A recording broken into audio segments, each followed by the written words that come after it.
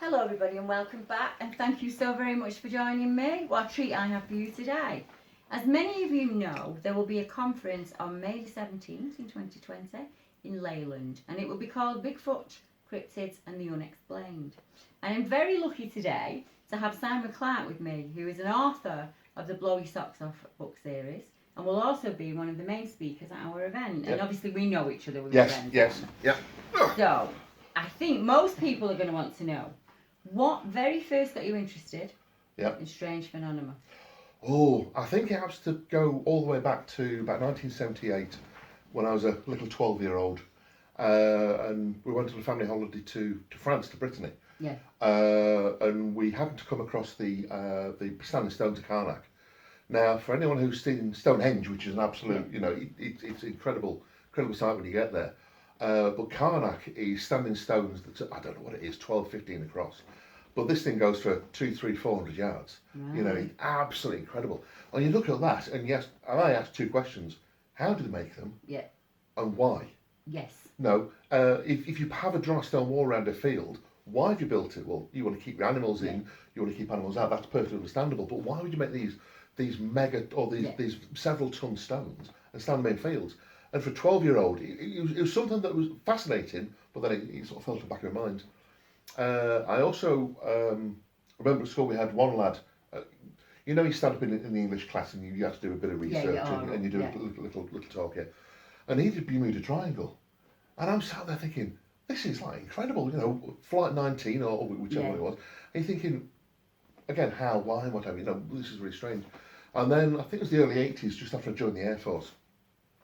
And for Christmas, I got a book called Above Top Secret by Timothy Good, which is all sort of UFO stories, but or UFO accounts, which never use the word stories. But some of these are from really eminent people. Yeah. If you get some clod from down the road describing something, it's not always taken seriously. But when you get some eminent person that you go, well, their life is, it's 100% on record and whatever. So that sort of got me started in the early days. And then more recently, I was following UFO stories and several other things, and I thought I could write a book about this. Yeah. So that's how the first book plug. Yeah. This is how this will blow your socks off first came out. If you want to have a look at any of my books, if you go to Facebook, Simon Amazing Clarke, all my books are on there. So you got This Will Blow Your Socks Off, the original one, and This Will Blow Your Socks Off 2, which is spelled TOO. Right. Because it blows socks off as well. Well, the links will be underneath the video if you need them, or just email me and I'll pop them across for you. Yep. So you touched a little bit there on being in the RAF, and that being your background. Yes, yeah. So one of the things that I've come across, certainly more recently, certainly when I was doing the second book, there's an antler that was found up in Yorkshire that's 10,000 years old, and it has a hole drilled through it. Now, I know as an engineer how difficult it is to drill a hole through things, how to get them round because drills can chatter, and how to get them straight. It's actually quite hard, even as a trained engineer, even using things that will sort of keep you made for the job. Made for the job. So how you do that with bits of bone on bone to make a perfect round hole is almost impossible. But these holes are out there, and there's things in Egypt where they've used tube drills. I don't know if you've come across this. Well, they get they've used a tube drill, which if you think of like a car exhaust pipe, it's like sharpened and goes down. But these exhaust pipes, these tubes, are made out of steel with diamond chips in. Right. And you apply pressure, rotate this round and add some water as lubricant, and it drills holes. And then when you're finished, you just hit in the gap, and it breaks this thing off. And they've had these examined by modern day stonemasons with these diamond tipped things. And they're looking, because obviously some diamonds stick out further than others, you end up with a groove. Yeah, you should get a tool mark or a tool machine mark. Yeah. Well, these grooves, they're looking at these grooves, and this absolutely blow my socks off. So it says, so if you made this on your machine, it would look like that. He said, no. He says, our groove would be finer because we cannot cut at this speed. And they're cutting through marble. So 2,000, 3,000, 4,000 years ago in Egypt, using chicken bones. It cuts better than modern day 21st century cutting devices. And then Yeah. To me, that raises two questions: Yeah. how, Yeah. and why are we not doing it today? Why have Yeah. we lost the skill? Absolutely. And there's so much more. And again, as researching the first book, a couple of people have said to me, you really sort of jump all over the place. Well, that's how the research was going. Yeah. You know, you start looking into these stone blocks, and you go, well, cutting and how do you manufacture stone? And then and as you say, it sort of spreads out from there. So it's not. I think people think when you research, you put your mind down onto one thing, and you just research on that one thing, which is great. Some people do, but that doesn't work for my mind.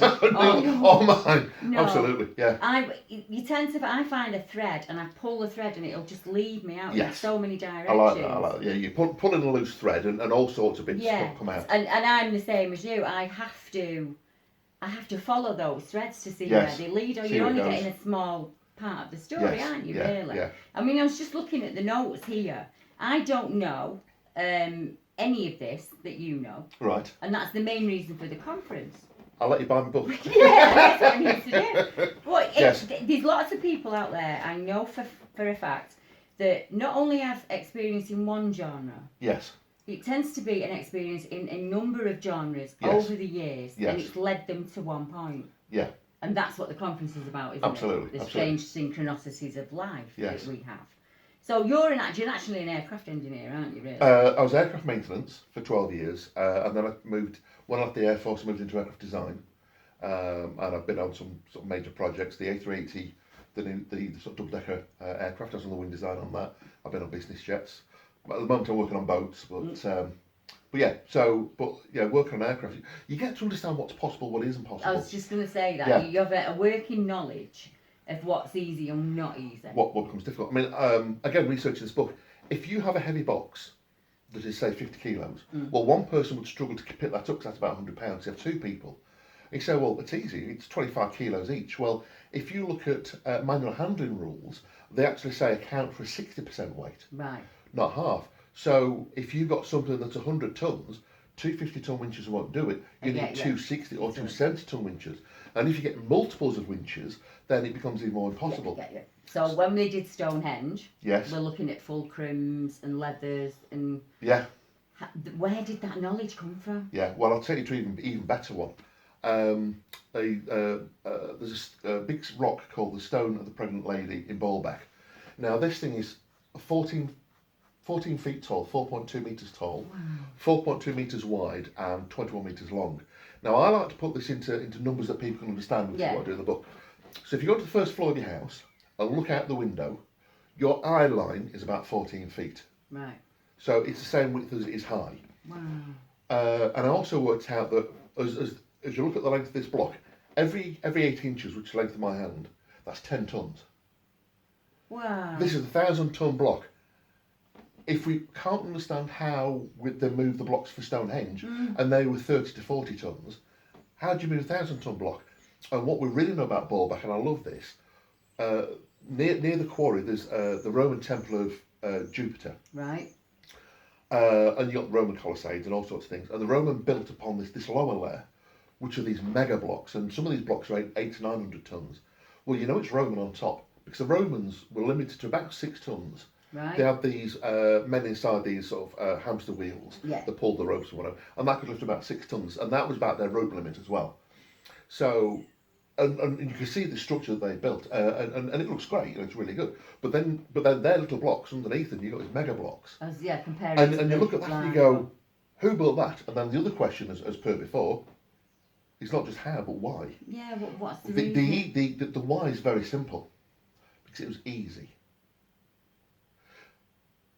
How does it become easy to move a 1,000-ton block? Yeah, I was just going to say. Yeah. For the conference, I've got some pictures of some cranes, 1,000-ton cranes, and you look at these and you go, that's a monster. Yeah. And then you go, well, ropes that are made out of... sisal and flax and things like that.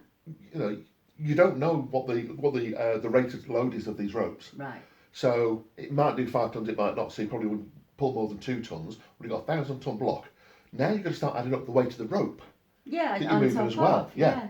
So there's numerous questions as to why these blocks today are difficult to move. Yeah. I mean, we can pick them up, but then you can't do anything with them. Yeah. And also, when you start looking at rolling them, people just put it on logs and roll it. Well, you've got. I don't think it's as simple as that. Oh is yeah, it? because one, the log's going to start sinking into the ground. Yeah.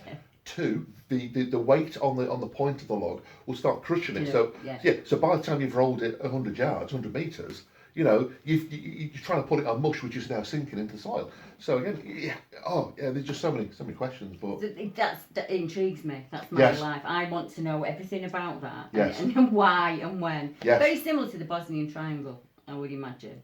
The Bosnian. Bosnian Triangle? There's a Bosnian pyramid. Oh, the pyramid, yes. Pyramid. Oh, much yes. on a much smaller scale, obviously. Yeah, well, the Bosnian pyramid is bigger than the pyramids in Egypt. Is it? Yes. I did not know that. Yeah. Now, I don't know if that's the actual base width or just the height, but I know it's sort of built up. But yeah, apparently, I don't know, or it's bigger volume, but yeah, it's bigger than the Khufu's pyramid. Wow.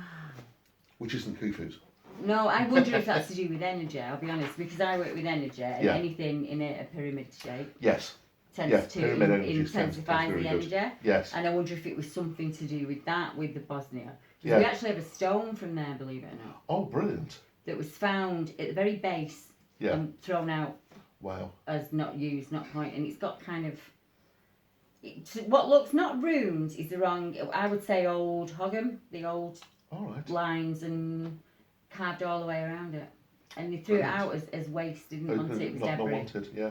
And a gentleman called Michael Appleby said, "Can I keep this stone?" And he said, "Well, yeah, of course you can." Yeah. So it's in England now, Oh, actually. all right. Oh, wow. Saying strange synchronicities.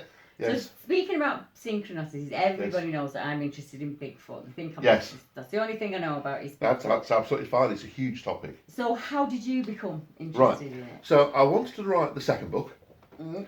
and my brother said to me a couple of times, he said, "Why don't you include Bigfoot?" Now, I knew of it, and I'd seen the Paddy video Yeah. before. I think most people have not seen that, and I knew it was going to be a big topic, and I'd sort of not covered it in the first book, so I really wanted to get the book, because that's really about aliens and Yeah. ancient advanced humans. So I wanted to do an update to that, and I'd put a lot more information in that I'd learned, and I thought, Bigfoot. Let's have a go. Let's have a little look at it. Yeah, see if it's interesting. That was 2 years ago, and I'm still looking at it. So, hugely fascinating topic, and to me, as I was doing the research, it's mind blowing. Mm. Here is obviously advanced bipedal hominids, Mhm. different types, UK, US, around the world, that scientists want to avoid, governments really want to push away from. Here is something of our ancestry that is walking around that we can study and see how they work and see how they live and what have you. But it's all being pushed out of the way. Mm. But there's so much intriguing information out there. If I was doing some research this week for Dr. Mildred Ketchum, Yeah. you Yeah, and the Of DNA course you will. today. yeah, I didn't. I thought originally when I first heard of that it was like one DNA sample they got. But it's actually like it was 103 or something that they got. Yeah. And out of those, they got some bits and some other bits. But they got, I think it's 3 full sequences, which are sequencing at the moment. So I want to see if there's any updates on that. Yeah. But on the website I looked at, I don't know if you come across the piles of bones. No, I don't. Right. That's new to me. So, guy in the forest is up on Mount St Helens, because Right. we know that is up in, is it Washington State, I think Yes. it is. And as he's walking along the path, he sort of saw this it was a pile of bones. Well, and there's I think it was an elk, and you got sort of part of the body over here, and then you got a pile of bones. Well, most scavengers, and literally as the term would sort of suggest, they'll bite the bones and pull them. They might get a paw on and pull, Yeah. but the bones end up scattered out. Yeah, That's what that's the sort of, right. you'd end up like sort of main body here and some bits spread out. So why would you end up with a pile of bones? Well, the pile of bones, and they found 3 of these eventually, were either next to tree stumps or next to logs. So if you go on a picnic and you don't care about leaving waste, and you just grab a chicken bone, a chicken leg out your basket, and you munch away, you just throw it away. You might throw it there, you might throw it there, you might throw it there, but you'd probably end up with a pile of bones.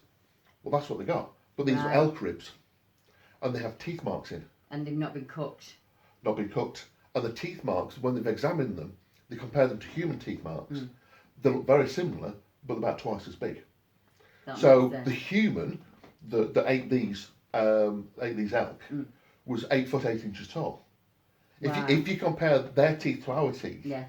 just a direct comparison. Oh, they also found the footprints as well. So the 16-inch footprints that were 144-inch stride, whereas a typical human's about 30. So the fact. But what was really nice is they weren't looking for Bigfoot. I get you. This was just the scientists went, what's that? That's a strange anomaly, and we need to look at it. Excellent, and that's what they did. So that's a very interesting report. I'll get that over to you. I have very similar accounts from the UK. I have on the Snake Pass, a pile of sheep bones that were completely bleached. Yes. And very, very white, and they were piled up, and they were wrapped within a fleece. I don't know whether it's sacred. Foxes don't do that, do they? No, they don't tend to wrap in fleece. Within a fleece and placed within a hole in a tray. And it's not the only one that we've found. Oh wow! We found a number of those. Well, other people have found them and obviously wrote into me. And then we had the weird deer leg scenario. Right. Always a male deer leg. Right. Always hung about 12 foot high in the tree from a branch. Yeah. No understanding of why. Tends to happen in autumn, which is around about the rut for deer. Right. And I'll send the photos over to you later. Yeah. And we've got them from Dorset, from Scotland, from Shropshire, all across the UK. Yeah. These strange hanging deer legs in the tree thing. So that's an anomaly. Oh, yeah. And I normally say to people, photograph the hell out of it. Yeah. And all around it and everywhere, and look on the floor and everything, take your photos and send them in. Yeah. Because it might mean nothing. But like the gentleman in America, it might give them a clue. And the other thing as well that the West generally picks up on, someone will give me a report, okay, it sounds, I've never heard it before. But then, a year or two later, someone else gives a similar report. So it's like with you, you've got this and you go, that's strange, weird, I haven't got a clue. But then, a similar time of year, a similar place, 10 miles away, a similar event. You start to see the patterns. You start to see the patterns. Because that's something you mentioned which really intrigued me.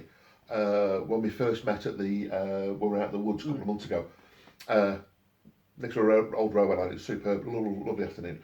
When you said that you get the reports as they sort of move out of the southwest in the spring, and then they sort of come back in the autumn. That's absolutely fascinating. It seems to be a seasonal pattern in some way. I've not watched it for long enough. It's probably been about 10 years that I've noticed it.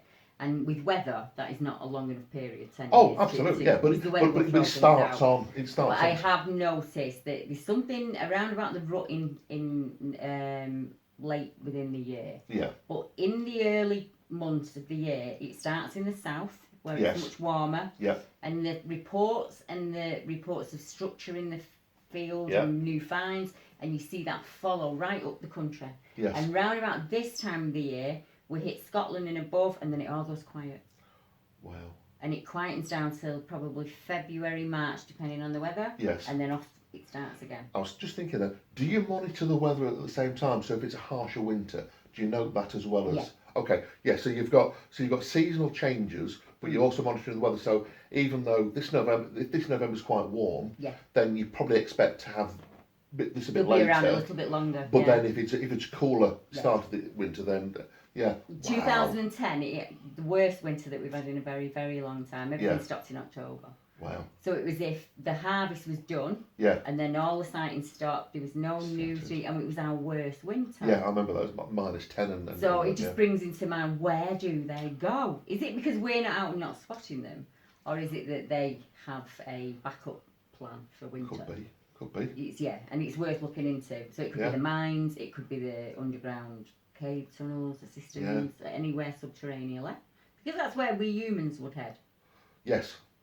Safety. That's where we would have had. Yeah, absolutely. Down and safety. And it doesn't matter, I don't think, a lot of people argue this point, but because I've looked at hominids across the world, Russia, Canada, America, England, doesn't matter where you look, Europe, there are tales of hominids. Yes. People will say they're only in America, well that's bunkum. Yeah. They're not. Yeah. They're everywhere, they're all across, and we're now finding, because we've got people looking, we're finding historical reports and up-to-date reports from the very lower Europe, so like your Baltic states. Right. Which you think maybe would be the last place that you would think you would find them.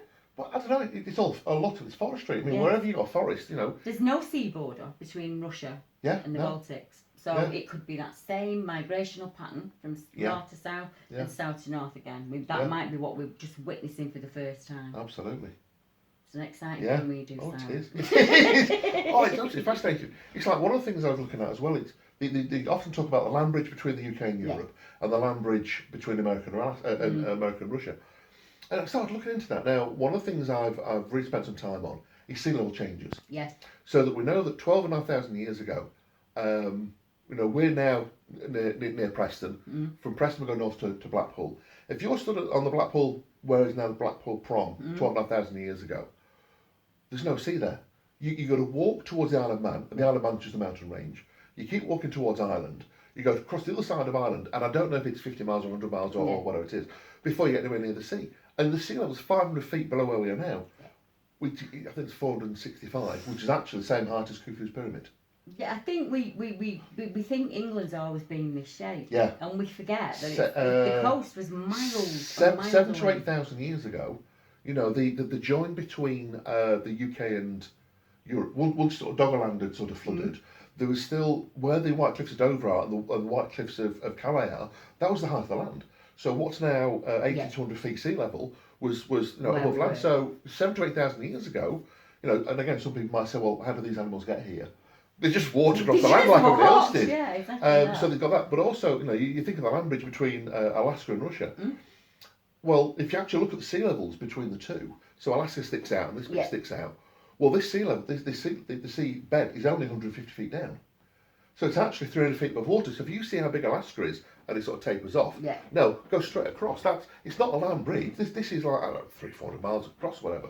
So yes, some of that's going to be icy, and it depends whereabouts you are in the ice age. Yeah. But once the sea levels start to drop 150 feet, it's just land. Yeah. Yeah. So you can go from South America all the way to the top of Scotland. This is the same as early man. People say, how did early man come from one small, tiny village in Africa? Yeah. Because the sea levels were so low, there was a part where you could cross from there to Asia. Yeah. And then we start to get the blue-eyed gene and the blonde-haired gene, and it all comes from Lucy, as we say. Yes. And we spread out across the world. Well, I think hominids did exactly the same Yeah. thing. The Red Sea didn't exist. Yeah. Because the entrance to the Red Sea is high. Now, I actually think if you look at the Mediterranean, the entrance to the Mediterranean, I think is below this 460 feet mark at the moment. But I think when you look at it, that would have been higher. And because there's, if you go to a museum in Malta and a museum in Crete, there might be other ones, there's pygmy elephants. Right, yeah. But pygmy elephants were literally 3 or 4 feet tall, so they would have started off as bigger ones. But these were on these islands in the Mediterranean. How'd you get there? You got to walk. You got to walk there. I think elephants can swim, and if it's like a quarter of a mile across something, they can manage that. But you're not going to swim 100 miles to an island that you can't see. No, I think we think about it with a 2019 brain, don't we? We do. And it was very, very different back then. I tend to say to people, stop thinking of them like an ape, and try to think of them like an early human or somebody who works within a tribe. Yeah. Food, for instance, would drive you on. If you were hungry and there was nothing in that's the area, how they move, you would have to continuously push on. Yeah. You deplete any human that stays in an area for around about 5 weeks would tend to deplete the food sources. Yeah. So it makes common sense that as us humans moved with the food, that these hominids would be doing the same. Yeah, they say the human migration out of Africa and conquering the world was literally a slow walking pace. So, like I say, you're here for a while, and then you traipse on a couple of miles, and you go hunting, fishing there, then you traipse on a few and you miles. just you have this mental map of the area then, where your food sources are. There's also the halibut effect that people say, where the halibut effect is where when you outfish an area, you have to go away for 40, 50 years, and you come back and everything's back to normal. Yeah, so you end with a huge so cycle like a then. smaller cycle of that really is what we're looking at, I think. Yes, yeah, absolutely. So let me just, I know we've got the notes here, but what I want to talk to you about, because I'm noticing about Patty, one of the that I possibly think might be a contender is Hydal agaster, or Hydal bigensis. Right. And agaster, they had a specimen from a 14-year-old boy, and his thigh bone would have put him at 7'7". Right. Is that the late Takana boy? I think so. Yes. Yeah. Like I say, he's about 9 years old. I do have a picture of that, so I might even clear that in my presentation. Because it ties in with Patty, doesn't it? It does. All the early humans were tall. It's only later humans that are small. We as Homo sapiens only evolved around 300,000 years ago. So prior to that, they don't know a lot about them. Yeah. And if you look at Lake Takana boy, if you find the picture on Google, his shoulders are up. Yeah, so you've got no neck thing. Yeah, because our hands come about top thigh. Whereas the Bigfoot and the Lexicana boy, sure. they're a lot further down. But if they mount the shoulders up, it lifts the hand up, So, it's so that it looks human, but it's not. And there's also some footprints from, I can't remember where they were, but they're somewhere in Africa, and they are human footprints from, are they a couple of million years old? It's where there's some volcanic ash, and then it got wet, and there's more volcanic ash, and these have set. And those are, the stride of those, from your stride you can work out the height, 2.72 I think it is, something like that. So you can work out the height of whoever it was that walked across there roughly. But yeah, there's no reason why it can't be huge. There's lots of theories into what they are, and we're not going to get into that today because there's everything from alien life all the way through to normal human hominid in the bloodline. And that's not what we're debating, is it? When you start to research into Bigfoot, it leads you on to other things, as we've spoken about before. Yes, yeah. So where did your research lead you? Well, it's actually section 4 of the book. There's a Blake socks off too. Because, and again, it's just pulling in the other threads of research. So, the Russian guy who's reading the Sumerian tablets, his name escapes me at the moment. He came along with not the story, but his translations describe the Nephilim coming down, taking the basically bipedal hominid that was walking around at the time, and turning them basically into us. You know, we've lost skills. You know. Yeah, we have. We aren't animals of the woods. We don't see very well in the dark. We're okay on strength, but we're not super strength. But we're intelligent enough, and we're working down the situ. You could work down the gold mines, and you could run the gold mines, and that's basically all we had to do. And we're small enough to make small gold mines, not huge ones. And that seems to fit in very well. That the Bigfoot types that are out at the moment are basically what we should have been. Yes, what we would become. What we should be, yeah. And a lot of these museums that do Neolithic man, they do basically like a face like us and a beard, and big stocking, big brows and whatever. But the book called Them and Us, by a guy who, I think is an Italian, it's got a bit of a strange name, but Them and Us, the picture on the front of the book shows basically a hairy ape. And it's like, well, again, that's where bipedals on this planet should be, not looking like this, and not as intelligent as we are. We're not made for this planet. Absolutely. We need a house.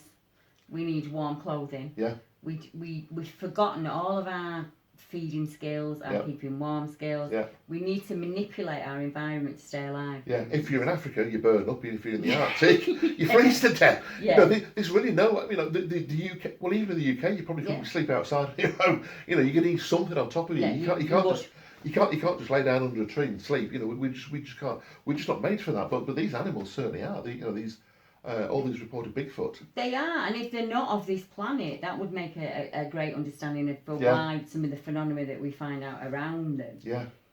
Which honestly leads me to the past life and the hypnotherapy. Yes. Yeah. So I worked in Canada 2010 to 2012, helping to design a business jet. Me and about 3,000 other people. And while I was over there, I really fancied doing a little course to sort of prove how good the conscious mind is. Yeah. So it was either doing fire walking or spoon bending. So I went spoon bending. Yeah. I've gone for fire But they also did a course on hypnotherapy. Right. So I did this course on hypnotherapy. So you talk someone down into a trance or into a more relaxed state, basically. You go through a script with them to help them deal with whatever they're going to deal with, and we're going to be doing some of this later on. And then you can bring them out of it. So I've done that with several people, and that's really, really good. And I'd really want to do past life regression. Well, after our meet a couple of months ago, I went and did an online course for that. So I'm now certified. I've now got to go and do several practice ones when I've sorted my books out, so I know exactly what I'm doing. And because you're playing with people's subconscious minds, you've got to be really careful. Yeah. So when I'm happy and comfortable, I'm going to start doing some practices. And then I'm going to take Debs back to various places, and we're going to see what we can sort of fathom out there. I think not only me, I would love to go back to the day and try and be able to view it without the fear, as if I'm watching it on a screen. Well, if I can just stop you on that one, just so that you know, if you've had an encounter and you're thinking you'd like to be able to get rid of some of the fear, what we do is take you to a safe place. We build, before we do the hypnotism, we build a safe place. where you're comfortable and happy. And if at any point you're not happy, we just talk what we're doing. So yeah, so we build a safe place, and then we can look at this from the outside, and then we can sort of, basically I can walk you through where you feel comfortable, how close you want to be, whatever. Lots and lots of the witnesses feel exactly the same. That they say everything's out there for the paranormal witnesses, Deb. Yes. And everything's out there for the extraterrestrial witnesses, and Yes. there's nothing for us. Yes. And I'm here for you guys. Yeah, there isn't, is there? But there is actually. There's a team here that are prepared to help you. And I'm hoping that we're going to push us forward with that as we can. Yes. Yeah. Because I don't just have witnesses to Bigfoot type creatures. Yeah. As we were discussing before, many of them have experiences with other forms of genre or phenomena, whatever word we want to put on it. So they'll have these very strange moments of synchronicity throughout the life that leads them to one area. And I notice that more and more with them as I work with them and speak to them. Some people say I do counselling, I don't. I let them talk. I think you do, but which is counselling? I let them talk, and then I can say to them, look, you're not on your own. Yes. That was exactly the same as it was for me. Yes. And that's how it was for Mike, and that's how it was for Phil. Yeah. And we do that. And then I'd love to take it that next level for them and be able to take them back to the day. Yes. And let them see that day. Yeah. And we might get a few more details. Yes. If we're very, very lucky. It'd be nice for the research side to get more details. You know, can you describe? Can you freeze the frame? Yes. Now, can you give us descriptions as to what you can see? Yeah. And you know, is there any internal feelings that you get as well? That you were speaking earlier about square teeth, and everybody says to me, "Did it have canines?" And it didn't. Yeah. It had teeth like a human being, just like you or I. Yes. Yeah. And it wasn't because he was growling; he just had a bit of a slack jaw. Yeah. And his teeth were definitely square. They weren't as white as ours. Yes. I'd clearly never seen a dentist. Yeah. But they were. Yeah. I remember the eyes, the teeth, and these jaw muscles. Yeah. Huge solid jaw. As if you could crush a bone with your teeth. Yes. That's what I remember more than anything. And obviously I only saw it from here up. Yes. But I have got witnesses that have seen full-on genitalia, you know, this entire man that they see. Yeah. And as you can imagine, for the ladies, that can be quite frightening. Yeah, and one of the problems, if you're looking at something that's like 8 feet tall, then these things are a lot closer to eye level. Yeah, most definitely. Yes. So I do have a few ladies that obviously I've seen men, I can't get the words out. Men genitalia, But this isn't just that. I think it's much easier for the lady witnesses because it's okay for a lady to be sensitive and it's okay for a lady to be scared. Yes. Much, much harder for the males. Yeah, I know there's a huge campaign at the moment with the ex-forces people because you're always told stiff upper lip, you're always told to, you know, just bite it, just get on with it and whatever. And it's something I think they want to incorporate within the forces. You know, 18, 19-year-olds going out to Afghanistan and Iraq and they're shooting, killing people in defence, that's fine. But, you know, that's got to play in your mind. Yeah, you've got to have a mental payoff. Before they leave the forces, they need to start clearing it out. And again, it's more the opening up. So, you know, I'm quite just, well, it's like, you're quite to sit there and just listen to, you know, with guys or girls describing how they feel. Effect on the life, because it affects everything in your life. It does. And then it affects your family members, and it has this ripple-on effect. Yeah. And so that's where, I think that's where my main focus lies, is obviously the witnesses. Yeah. And as I've noticed, that they're not all just witnesses to these Bigfoot creatures. Yes. So there's lots more going on around them. Yes. And to be able to help them, that would be absolutely amazing. Yeah. Yeah. See what we can do, And we past life regression is one thing. Yes. And I think everybody expects the Confederate soldier. Yeah. Or the Queen of Sheba type Yeah, thing. yeah. And I would imagine there are people with very normal lives in their past lives. Yeah. But it would be bloody interesting to hear. Oh, yeah. I mean, first time I experienced it, because I went back to see this couple, because they did past life regression, so I've actually experienced it myself. Right. And I was... Will you tell me a bit more about that? Yeah, I was a Viking. Now, one of the things is you don't always... Because you go like, okay, so go to the next scene, 3, 2, 1, go. And there's like a big blank, and you go like, okay, there's like nothing here. And so I got like a sense that I was on top of a hill looking down over... It looked like a lake, but it was like a narrow lake. And it turned out it was a Viking. Right. And then there's a big battle, and I got knocked unconscious in the battle, and that caused problems in life later on. But one of the interesting things that we didn't mention earlier when we were chatting is if you're doing a past life regression rather than just a regression with this, you have to do the death scene. Now, so many people are sort of scared of death and dying, but what you do with the death scene is you see how that you sort of fade away, but also that the spirit comes out of the body and goes up gently. But it's also how you feel through the death and gently relaxed. And you know, once death's come, and you hear it in so many reports that whatever pains you got all sort of disappear, and you just float up, and it's all calm and relaxed. And And actually for me as well, you know, it really sort of makes you go like, okay, well just chill and enjoy life more. And that's really what the death scene sort of all about. So it's not anything to worry about. And if anybody does want to experience that, that's fine. We'll talk about it. To do that, right? Absolutely, yeah. There is the theory, and I'm really interested in it, that some of our aches and pains, yes, physical problems, yes, even psychological problems, we come from the life before. Yes, there was a lady that had happened to when I was in the hypnotherapy course that this couple told us about. She was struggling to drive. She wouldn't drive on the interstate, as in Canada. And she was really getting to the point where she didn't like to drive at all. She wanted hypnotherapy. That didn't help. And so I said, we think it's something from the past that's come forward into this life. Past life regression, she'd been killed on the road on an interstate when she was mid-40s, and now she's getting to mid-40s. Yeah. So, and again, it's what you do in the past life regression. And she's trying to see if there is anything that's linked. And then you break the links off so that nothing affects. So this lady, you know, within a couple of days, she's very happy to sort of drive anywhere, and life changed. That's amazing. Yeah. I mean, I know for a fact that you yourself said that you think the pain in your back is related. Could be. Some of that, yes. When I was a child, I had terrible pains in my legs. Always. I always called them the biting dogs, and I'd have them consistently all the time. Wow. And my parents, I went to every doctor, and they just, it's growing pains. I know it's growing pains. And it never kind of stopped. 1970s. Yeah, and it still happens to this day. I have dreams where either rocks are falling on my legs, or my legs are trapped in something, or there's an animal biting my legs, and it's this pain, and it will wake me up. It literally could be past life. They'll be interesting as we get further into sessions, and certainly before the conference, we should have been able to go through this. In fact, before the conference, it'd be nice to do a follow-up video where we've done some sessions to see what we've managed to change. Yeah, what's come out. Because it'd be interesting for me to know what I can help people with. Yeah. But also, I'll be going through like a growing and learning process to get to the point where I am really comfortable and happy to help people with all sorts of things. And if we can break all these emotional link things from the past that are affecting people now, that'd be awesome. That'd be awesome. But we're going to touch on some tricky subjects in the conference. I think people think it's just going to be Bigfoot based, and it's not. It's not, because I don't know anybody that has just a Bigfoot experience. Yeah. So we're going to touch on some of the missing people. Right, the 411. Some of the vanishing. Well, that's obviously the American is 411. But because I've always said, and I'm more than happy to put my hand up and say that I'm wrong. I've always said that there are no aggressive attacks in the UK and there are no missing people. Yeah. But I've got to be 100% honest and say that in the last 6 months, in the research that I'm doing, I am finding missing males in the areas of the sightings, or these very strange deaths that are classed as no suspicious circumstances. Right. Even to the point where just a foot has been found. Wow. And that death has been classed as no suspicious circumstances. That's where the government's leaned in and gone. Yeah. So how you do that? How did they die?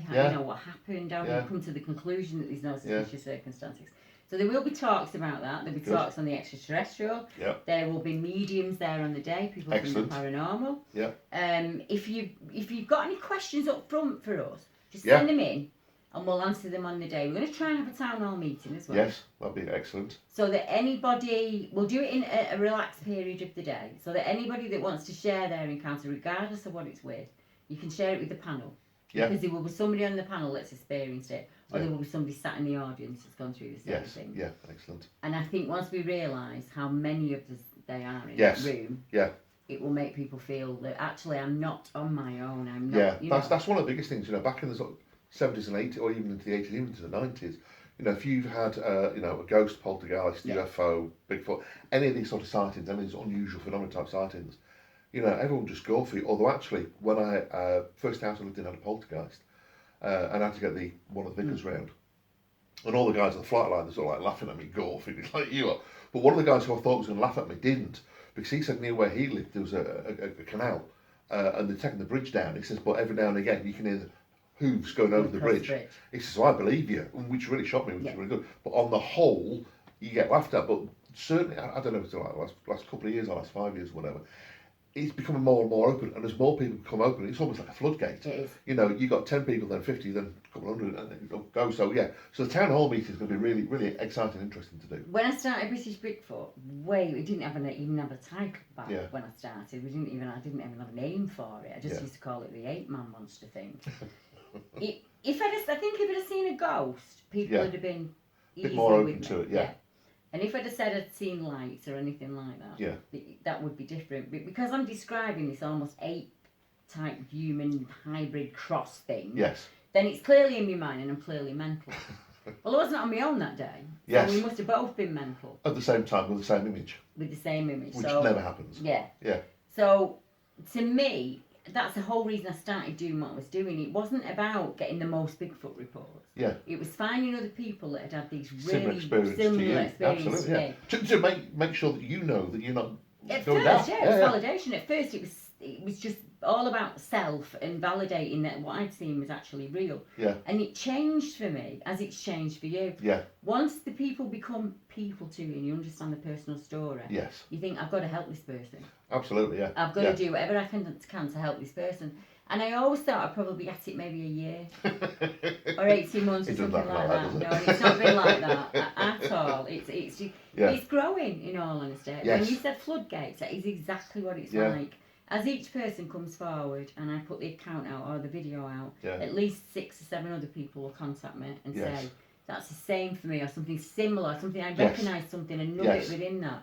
Is something which again that gives you more information on slightly different. Yeah, and I think, that twigs with, and then that makes me start thinking. Yeah. Because really, British Bigfoot the name's wrong. Bigfoot covers anything hominid that's walking around. Yeah. And we don't actually know that they actually are Bigfoot. It was just a name that was used in the newspapers to cover them. So I would imagine that they have a name for themselves, and we don't know it. Absolutely, yeah. And I'd love to know what that is. Well, the different types, obviously, they each have names. But I meant to them. Oh, right. What do they call names. their species?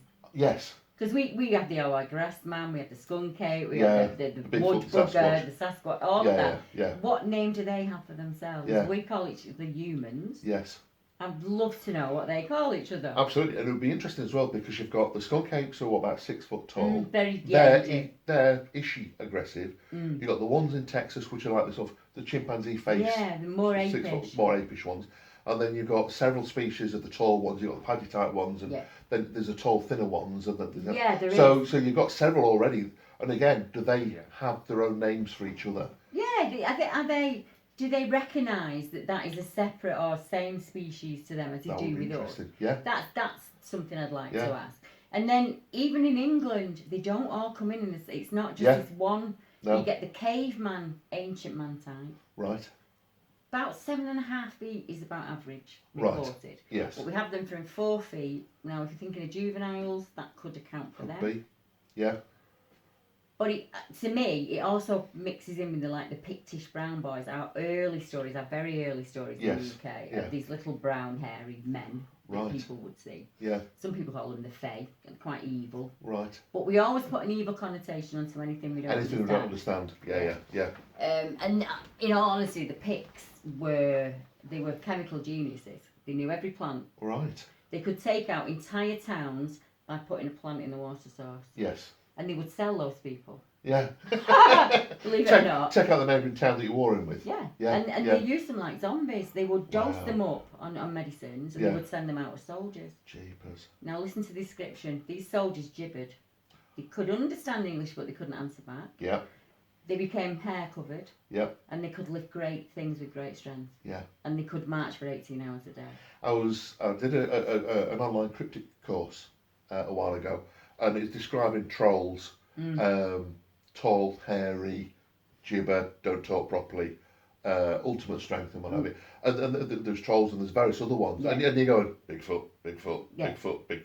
But yeah, there's so many things in history that are so similar.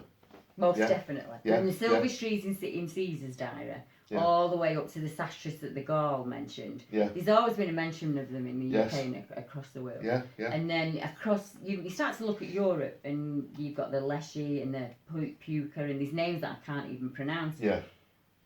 Back in the day, before we communicated, before we had the wonderful World Wide Web, every single country has that same story.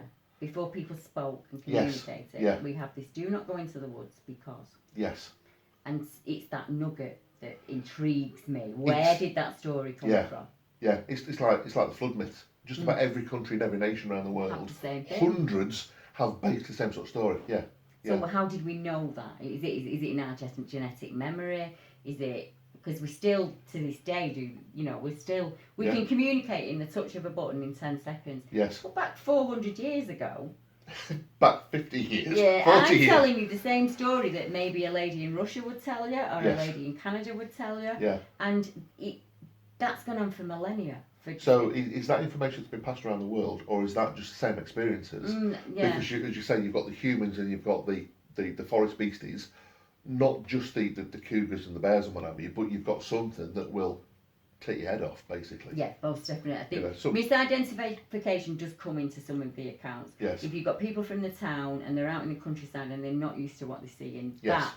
that can cause a bit of a problem. But when you're talking to people who are like actual guides, who have lived they're Inuit, they've lived their entire lives out there, and they're telling me the same stories. Yes. And it's been their grandfather saw them and the great grandmother saw them. Yeah. They don't have the hesitation that we Brits have. No. So we'll go, Yes. They say, I saw it, and I know that I saw it, Yeah. and nobody will tell me differently Yeah. than that's what I absolutely. saw that Yeah. day. That fascinates me, and it brings me on to Lloyd Pye. Oh, awesome! And Such a pissy he's passed. Absolutely. The man fascinates me. I remember finding him Yeah. many years ago, and it would have been YouTube, and it was early YouTube. Yeah, Oh, yeah. and I was starstruck. I don't know if you do the same as me. You watch it, and it's about an hour and a half long. It does 2 or 3 I'll give it 5 talks. minutes. Yeah. I'll give it 5 minutes. You watch it, and then within a week or two, you want to watch it again. Yeah, and Lloyd Pye, it gave me everything you know is wrong. Yeah. Go and find it. Yeah, it gave Everything me you so know many is wrong. questions. I didn't Oh. even know that we couldn't account for the missing link. Yeah.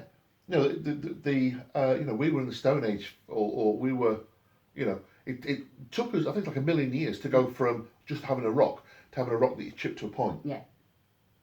In fact, I've got something that's really going to blow your socks off. When I was researching this week, for some questions and some of the details, and I keep moving things on, there's an ape. Well, I'd previously come across the fact that chimpanzees in Zimbabwe in the 1970s were trained how to use machetes. Yeah. Oh, you heard of that one? Yeah. And the fact that they still see them in the woods now with machetes, and these are like 3rd or 4th generation on, that are using these machetes. They've learned the skills. Orangutans in Borneo have started spearfishing. And they've even found there's an ape, it's only like a 2 foot tall ape in South America that is entered the Stone Age. So it's just becoming. And then you go, well, how do you know that? So 3,000 years ago, they've got, when they've done archaeological digs, they've found things that haven't been used by humans. And they found that they've used small stones to crack nuts. Yeah. Then 300 years ago, there was a step change. And they started using bigger stones. And 100 years ago, I think they started putting nuts onto blocks and using other stones. They're moving onwards. Okay, they're not developing tools yet, and they're not going to take over the world like Planet of the Apes yet. But we always think of all the animals being the way they are now. Yeah. All the African animals are African. Well, hyenas and hippos are found in the UK. Yeah. Lions. We had lions. And horses came from America originally, which is now zebras. And you just imagine that things are static. But as I was saying earlier, Homo sapiens only developed 300,000 years ago, but chimpanzees only developed 250,000 years ago. So they're all fairly early on. So we assume the animals are static, but if animals are starting to make things and create things, then everything is evolving. Which goes against so many other paradigms. It is a continual involvement. It's continual involvement, which is mind blowing. The same for us humans, I think. I know of cases through Ian Redmond where there are certain species of ape that will take their sweet potatoes down to the sea. They put them in the sea because it tastes salty and it's nice, makes your food taste better. There are very small gorillas, baby gorillas, that know how to undo a trap. And they will follow the poacher in the woods and undo every trap he sets. And these are the young, so not even the older adults, these are the small ones. It become a game for them. Yeah. So he will go out and he will set all his snares and they will go behind him and undo all of those snares. So this is the level of intelligence that we don't give them. Yes. But how did we jump from that to us? Yeah. Where's this? Where's the spark? I think they quite often sort of look at the spark. Is how that. So 6 million years ago, 5 million years ago, there was an ape that sort of, animal continues to sort of develop and change. It's like you've got mountain gorillas and the other gorillas, and things moving on from that. It's like chimpanzees. You've got chimpanzees, bonobos, your billy apes. billy ape. Yeah. Oh, billy apes are interesting. We'll talk more about those on the day because they're absolutely fascinating. So, these are sort of divergent subspecies of like a common ancestor. I've forgotten where I was going with that one. No, the missing link. We go from this down, hunched, on all fours, to this suddenly Bigfoot straight do. human being. Yeah. And I know a gastron and some of the hominids came down from the trees and started to live on the ground, and that would have made sense. But I think you'd have been down on all fours, because that's what we talk about the Bigfoots to do all fours and they go up on two. Yeah. But we become we give birth differently. Yes. Oh, there's so many. Yeah. We've had to make so many physical changes to stand up on two legs, and it would have been so much easier. Yeah. To just be down on the ground. Yeah. Why? And it's actually interesting that, from what I know, most or a lot of alien species are bipedal, stand up on two legs all the time. Right. So that's almost like a cross match between the two. Yes. Which goes back to the Sumerian text. That's to say, when we got made in their image, it's made in the aliens' images from the sort of. So you've got semi-bipedal. You can walk bipedal and go on all fours, because Bigfoot will run on all fours. They'll jump, climb, whatever. Or they can run on two legs, super fast. But to go fully upright, which we are, we cannot, we look stupid on all fours. Take your kids on the back sort of thing. But, to get your back level, you've got to be on your knees, because that's the length of your arms. It's completely wrong, unless you're based on a bipedal animal. Yeah. And also, you look at our hairless bodies, and when we go into water, we have it's the aquatic something or other. It's as if somehow we've grown from an aquatic predecessor, but we know in the earthly human line there's nothing of that. So more questions, basically. Which brings us to genetic engineering, doesn't it? And it's a subject people don't like to touch on. Well, I like touching on touchy subjects. Yeah. There is that theory that we have been genetically engineered. Absolutely. Well, that can prove as well.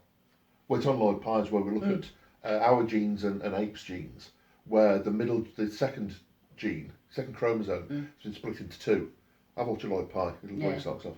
But I actually recently had my DNA done, so I actually got my family. I remember you telling me. Yeah, oh, it's fascinating. I'll tell her later. That's always puzzled me, because I've always been interested in monkeys and apes and simians, because to me I thought that's what he was. Yes. So I was trying to find him in this line, and then I could have gone, right, that's exactly what it was. Yes. I know what it was, I can walk away from it. Yeah. And after 38 years, I've never been able to do that. Billy ape is a very close description, face-wise, facially, very similar to what I saw, but still very they still much more, canines, don't they? Still much more ape-like. He was more human than that. Yeah.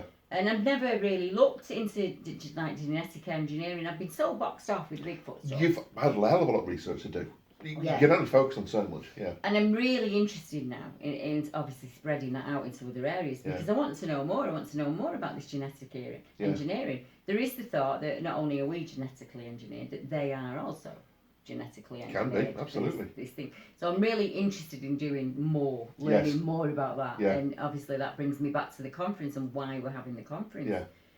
There's so many topics. When we have the meet, I always say to people, don't worry if you've not had an encounter. Yeah. We don't just talk about Bigfoot on the meet. Yeah, And we never absolutely. do. Yeah. It spreads out into all manner of The conversation genre. is allowed to evolve into whatever way it naturally flows to. And I'm hoping that's what the conference is going to be. Simon. Yes, yeah. It's a natural progression of that. Yeah. I mean, one of the things that we're planning at the moment is there's several speakers that come up and we're going to talk throughout the day. But then, it depends how long you can stay for, because it is on a Sunday, unfortunately, is that get chairs cleared away, and as many people are willing to talk, obviously we're happy to quite talk for hours, that ask the questions that you want to ask. We might be able to answer them or point on to somebody else who can, or websites, whatever. Yeah, if we can't answer them, we'll find a way of getting you the information. We can all do that. I've had a number of people who've said that they're more than happy to stand up and talk about their experience with strange things. And quite a few of them have said to me, I can't tell you anything because mine's to do with the paranormal. Right. So, well, I want to hear it. Oh, absolutely, yeah. Because I want to learn everything there is about every flavour out there, and then, it might help me in my And I think the thing is, what everything does have in common is, this is like known science, that's what we have today, but there's so much else above that we know so little about. The paranormal, you know, oh, is time travel possible? Science can prove that it Yeah. isn't. Well, science can't even prove what gravity actually is. Yeah, I was just going to say I like that. how- You yeah. can't make their mind up. Yeah, although apparently it's a wave. How does that work out? I don't know. It's the same But, as Cheddar Man. I always get the Cheddar Man thing. 25 years ago, Cheddar Man was blonde, he was blue-eyed, he had reddish coloured hair, and he was this build and he was that build. Now they're saying he's very dark from the DNA sequencing. Right. Dark curly hair, would have had dark eyes. Yeah. So everything we told you 25 years ago, we was just guessing. Yeah. Yeah. Yeah. And now we scientifically know what it is. The DNA is moving on so fast. You know, the fact that for less than £150, I got my health. Am I, you know, what conditions am I liable to have? I'm all right, actually, really good. But then I also looked at my history. A couple of these things are really interesting. So it's got my mum's my mum's matriarchal history, Yeah. my dad's patriarchal history. Obviously, it only follows one line of Yeah. genetics. One goes back 275,000 years, one goes back 175,000 years. But they both come through Samaria 10,000 years ago. Right. And I went, oh, that is interesting. Yeah. That is really interesting because, and if you don't know about Samaria, look up Zachariah Stitching. He sort of worked out that's mind blowing. Yeah. No, I know. I remember watching a very long time ago. I watched a documentary on DNA, and I knew that they could tell like your early foods, where your ancestors were from. Yes. And I didn't know that. I always presumed that the blue-eyed gene was a kind of northern thing, and it's not. Right. It comes from where we very first came from. Yeah. Human beings had kind of blondish hair and blue hair. And it's one of the reasons we're lactose intolerant, because we're not supposed to take dairy. It's not within us. It's only supposed to be sort of youngsters when they're on the breast. Yeah. And once you're off the breast, you don't have dairy. Exactly. And it was when we stopped foraging and we settled and found Yes. that these kind of the diabetics and the kind of strange illnesses that we have set in, because we started to change nature to work for us. Yes. So Rather than genetic food is not a new thing. Yeah, It's been no, happening absolutely. forever, because we didn't want to walk and we didn't want to find it anymore. Yeah.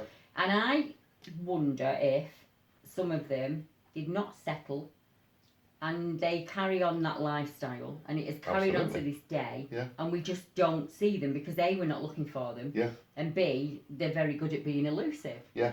But it could be that we look all the way across to the end of the spectrum. They could be extraterrestrial in ours, or it doesn't matter what book I read, it doesn't matter what video I watch. Until I can actually sit down with one and ask them what they are, I'm not going to have my answer, am I? Yeah, no, I mean, on the extraterrestrial side, there's several stories, there's several places. There's I think we talked about it a few weeks ago. There's a lady in America who looks after the little ones. She puts TV outside. Apparently, they love watching television. They haven't got a clue what's on, but it's lights and colours and sound and whatever. And she was saying when they get old, they'll generally go back to star people. Sometimes they get killed here, sometimes they starve here, sometimes there's problems here. But if they can, they'll go back. And she says that there's several of the Indian tribes say that. So we don't know. No. We just keep looking. We keep researching. Keep looking. That's it's what we're absolutely going to do. fascinating. If you've got any information on any of the subjects that we've covered, please get in touch, because me and Simon will Love it. absolutely lap it up. Yes. Which is probably a good place for us to close now. Yeah, absolutely. Yeah. So I will be putting all of the conference details will be in the links in the description below. So just look below and you will see You can them. put the tickets there as well. Tickets go on sale tonight at 7 p.m. So the tickets are out there.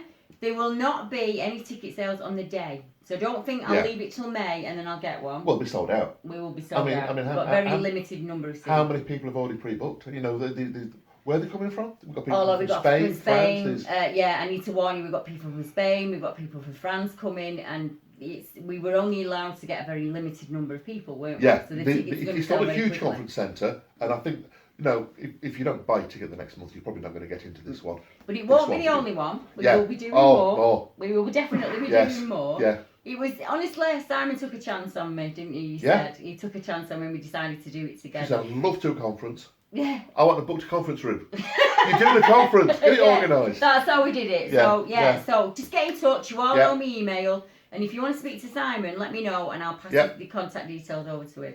So until next time, everyone, good night. Cheers.